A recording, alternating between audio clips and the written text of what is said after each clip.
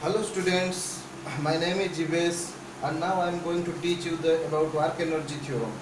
In very less than 2 minutes we will going to deep inside what is exactly work energy theorem says. So work energy says that when a body travels from suppose this path and various forces may be F1 in this direction, F2 in this direction and F3 in this direction acts on the body. Now the body suffers a path and finally it reaches at this point.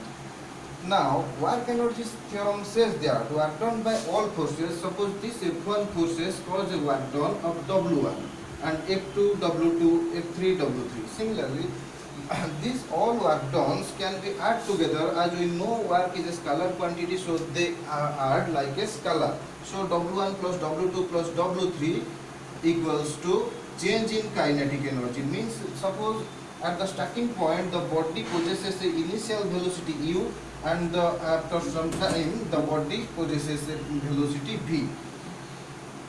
So the initial and let the mass of the body is m. So the initial kinetic energy is Ki, that is half m u square, and similarly final kinetic energy equals to half m v square. So the change in kinetic energy equals to half m v square minus half m u square. Now work energy theorem says that this is exactly equals to work done by all forces, means W1 plus W2 plus W3, or in compact form we can write sum of all Wi's, that is I varies from 1 to n. Now this kinetic energy is equivalent to work done. Now we prove this in a very shortcut way.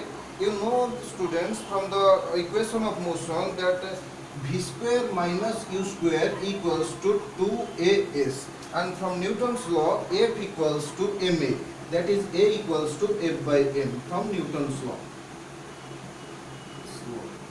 Okay, again as the definition of work, W equals to Fs. So now from this equation first we put Newton's law. V square minus u square equals to 2F equals A equals to F by m is, implies that now the m is multiplied and 2 is divided, so half m times v square minus u square equals to Fs. Fs is nothing but work done, and this is half m v square final kinetic energy, and this is half m u square, that is initial kinetic energy, equals to work done.